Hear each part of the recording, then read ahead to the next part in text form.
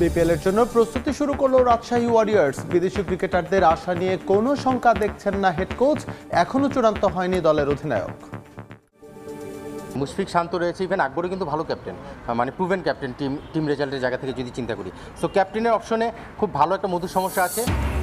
পরিবর্তন করা হলো বিপিএল এর উদ্বোধনী দিনের 2 ম্যাচের শুরুর সময়। সিলেট পর্বের টিকিটের মূল্য প্রকাশ, 200 টাকাতেই দেখা যাবে ম্যাচ। বড় চমক দিয়ে টি-20 বিশ্বকাপের স্কোয়াড ঘোষণা করলো ডিফেন্ডিং চ্যাম্পিয়ন ভারত। বাদ পড়েছেন শুভমান গিল, ফিরলেন ঈশান কিষান ও রিঙ্কু সিং, সহ অধিনায়ক আকসার প্যাটেল। ইসলামিক সলিডারিটি গেমসে রৌপ্যজয়ী খই খই মারমাকে আর্থিক অনুদান দিলেন আমিনুল হক। নারীদের জন্য নিরাপদ ক্রীড়া পরিবেশ তৈরির আশ্বাস।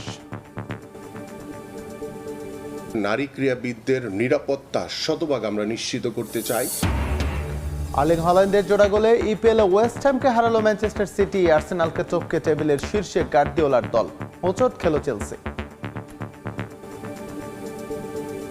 দেশের নিরাপত্তা পরিস্থিতি নিয়ে শঙ্কা থাকলেও বিপিএল এর জন্য নিজেদের প্রস্তুত করছে রাজশাহী ওয়ারিয়র্স।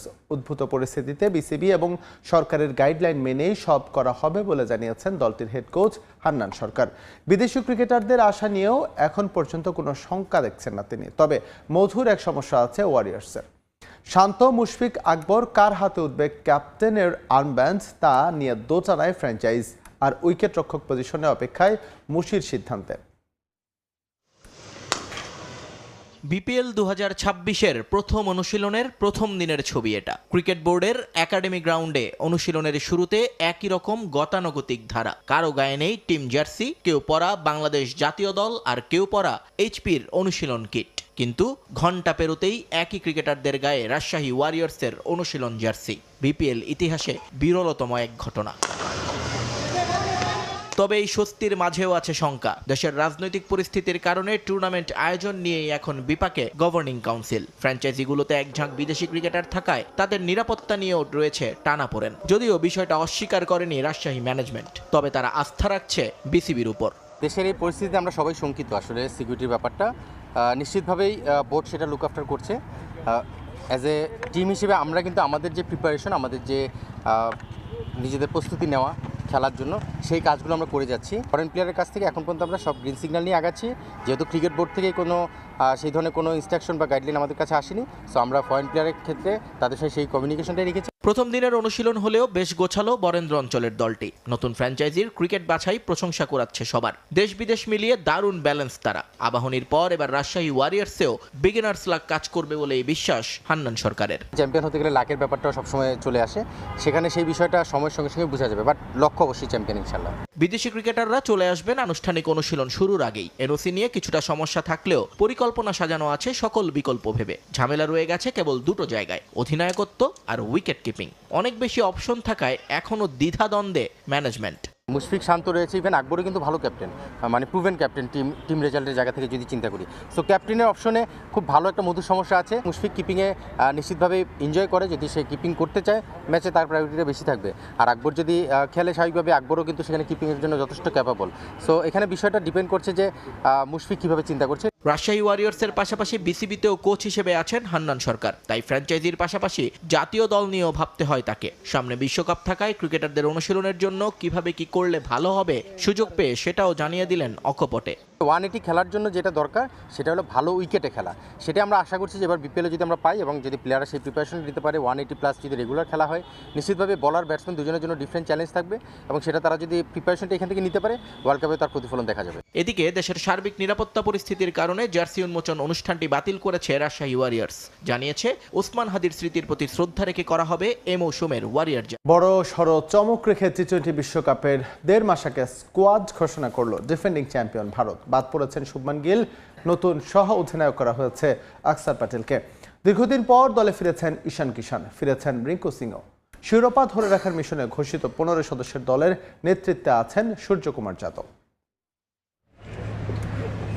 এটাই হয়তো পেশাদারিত্ব, নাম নয়, পারফরমেন্সই শেষ কথা আরও একবার তা মনে করিয়ে দিল ভারত। সে কারণেই তো শুভমান গিলের মতো তারকাকে বাদ দিতে পারে তারা। ওয়ানডে ও টেস্ট দলের অধিনায়ক আর টি-20 দলের সহ অধিনায়ককে ছাড়াই 2026 টি-20 বিশ্বকাপের স্কোয়াড ঘোষণা করেছে টিম ইন্ডিয়া। সংক্ষিপ্ত ফরম্যাটে অফ ফর্মের কারণেই শিরোপা ধরে রাখার মিশনের অংশ হতে পারছেন না গিল।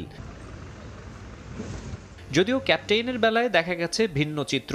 ফর্মে না থাকলেও ওয়ার্ল্ড কাপে নেতৃত্বের গুরু দায়িত্ব থাকছে সূর্যকুমার যাদবের কাঁধে, আর গিলের পরিবর্তে ভাইস ক্যাপ্টেন হিসেবে দেখা যাবে অলরাউন্ডার অক্ষর প্যাটেলকে। গিলের পাশাপাশি বাদ পড়েছেন জিতেশ শর্মাও। দীর্ঘদিন পর দলে ফিরেছেন উইকেট কিপার ব্যাটার ঈশান কিষান। সৈয়দ মুশতাক আলী ট্রফিতে ঝাড়খণ্ডকে শিরোপা জেতাতে বড় ভূমিকা রাখার পুরস্কার পেয়েছেন তিনি। গিল দারুণ খেলোয়াড়, তাকে বাদ রাখার সিদ্ধান্ত নেওয়া সহজ ছিল না। তবে আমরা এমন কম্বিনেশনই চেয়েছি। ঈশান ফর্মে আছে, সে টপ অর্ডারে খেলবে। আমাদের মনে হয়েছে এই মুহূর্তে সেরা ব্যাকআপ কিপার সে। দলে ফেরানো হয়েছে আরেক হার্ড হিটার রিঙ্কু সিংকেও। এতদিন অভিষেক শর্মার সঙ্গে ওপেনিংয়ে জুটি বাঁধতেন শুভমান গিল। তিনি বাদ পড়ায় অভিষেকের সঙ্গী হচ্ছেন সঞ্জু স্যামসন। 7 ফেব্রুয়ারি থেকে 8 মার্চ ভারত ও শ্রীলঙ্কায় হবে টি-20 বিশ্বকাপ। গ্রুপ এতে ভারতের প্রতিপক্ষ পাকিস্তান, যুক্তরাষ্ট্র, নেদারল্যান্ডস ও নামিবিয়া। টি-20তে প্রথম দল হিসেবে টানা 2 বিশ্বকাপ জয়, প্রথম দল হিসেবে ঘরের মাটিতে টি-20 বিশ্বকাপ জয় আর প্রথম দল হিসেবে 3 টি-20 বিশ্বকাপে চ্যাম্পিয়ন হওয়ার সুবর্ণ সুযোগ মেন ইন ব্লুর সামনে। দলও রয়েছে রেড হট ফর্মে। সবশেষ সাউথ আফ্রিকার বিপক্ষে 5 ম্যাচ সিরিজ 3-1 ব্যবধানে জয়ের মধ্য দিয়ে টানা 8ম টি-20 সিরিজ জিতেছে ভারত। বিশ্বকাপের আগে নিউজিল্যান্ডের বিপক্ষে আরও একটা 5 ম্যাচের সিরিজ খেলবে তারা। সেখানেও সাফল্যের ধারা অব্যাহত রাখতে চাইবে গৌতম গম্ভীরের শিষ্যরা। ওয়ার্ল্ড কাপের জন্য ঘোষিত 15 সদস্যের স্কোয়াডটাই খেলবে কিউইদের বিপক্ষে সিরিজটায়। 26 ডিসেম্বরে মাঠে গড়াচ্ছে বিপিএলের 12তম আসর। ঢাকায় না পারলেও ম্যাচের দিন সিলেটে ছোট পরিসরে উদ্বোধন অনুষ্ঠান করবে গভর্নিং কাউন্সিল, যার কারণে পরিবর্তন হয়েছে উদ্বোধনী ম্যাচ মাঠে গড়ানোর সময়। 2টার পরিবর্তে 3টায় মাঠে গড়াবে সিলেট ও রাজশাহীর ম্যাচ, আর 7:45 শুরু হবে নোয়াখালী ও চট্টগ্রামের খেলা। এছাড়া সর্বনিম্ন 200 টাকায় দেখা যাবে এবারের বাংলাদেশ প্রিমিয়ার লিগের ম্যাচ। সিলেট পর্বে সর্বোচ্চ টিকিটের দাম ধরা হয়েছে 2000 টাকা। নতুন বোর্ড, বিপিএলে নতুন গভর্নিং কাউন্সিল। কথা ছিল হোম অফ ক্রিকেটে জমকালো আয়োজনে হবে 12তম আসরের উদ্বোধন, কিন্তু দেশের সার্বিক পরিস্থিতি বিবেচনায় শেষ পর্যন্ত সেটা সম্ভব হলো না। তবে ঢাকায় না পারলেও সিলেটে ছোট পরিসরে উদ্বোধন অনুষ্ঠান করার সিদ্ধান্ত নিয়েছে বিসিবি। থাকবে নানা আয়োজন। 26 ডিসেম্বর সিলেট থেকেই শুরু হবে বিপিএল এর নতুন আসর। প্রথম ম্যাচ খেলবে নবাগত রাজশাহী ওয়ারিয়র্স ও সিলেট টাইটান্স। তবে 2টার পরিবর্তে সে ম্যাচ অনুষ্ঠিত হবে বেলা 3টায়। এর আগে সোয়া 2টা থেকে হবে উদ্বোধনী অনুষ্ঠান। হাতে সময় মাত্র 30 মিনিট। এ সময়ের মধ্যেই নাচে গানে দর্শকদের কিছুটা আনন্দ দিতে চায় গভর্নিং কাউন্সিল। ছোট পরিসরে হতে পারে কনসার্টের আয়োজনও। গান গাইতে দেখা যেতে পারে দেশের জনপ্রিয় শিল্পী প্রীতম হাসানকে। এছাড়া সিলেটের স্থানীয় শিল্পীরাও পারফর্ম করবেন। প্রথম দিন বিকেলের ম্যাচেরও সময় পরিবর্তন করা হয়েছে। নোয়াখালী এক্সপ্রেস ও চট্টগ্রাম রয়্যালসের ম্যাচ অনুষ্ঠিত হবে রাত 8:45। এছাড়া বাংলাদেশ প্রিমিয়ার লিগের 12তম আসরের সিলেট পর্বের টিকিটের মূল্য প্রকাশ করেছে বিসিবি। সর্বনিম্ন 200 টাকায় দেখা যাবে বিপিএল এর ম্যাচ। শহীদ আবু সাইদ স্ট্যান্ডের মূল্য ধরা হয়েছে 250 টাকা। সিলেটে ক্লাব হাউসের টিকিটের দাম 600 টাকা। সর্বোচ্চ মূল্য গ্র্যান্ড স্ট্যান্ডের টিকিটের দাম ধরা হয়েছে 2000 টাকা। এবারের বিপিএলে মোট 12 ম্যাচ হবে 4 দেশে। সিলেট আন্তর্জাতিক ক্রিকেট স্টেডিয়ামে আগামী 2 জানুয়ারি পর্যন্ত চলবে বাংলাদেশ প্রিমিয়ার লিগের ম্যাচ। এরপর চট্টগ্রাম পর্ব শুরু হবে আগামী 5 জানুয়ারি থেকে। সেখানেও হবে মোট 12 ম্যাচ। এবার অ্যাশেজের খবর। 2 ম্যাচ হাতে রেখে সিরিজ জয়ের সুবাস পাচ্ছে অস্ট্রেলিয়া। অ্যাডিলেইডে টেস্ট জিততে আর মাত্র 4 উইকেট দরকার তাদের। ইংল্যান্ডের প্রয়োজন 228 রান।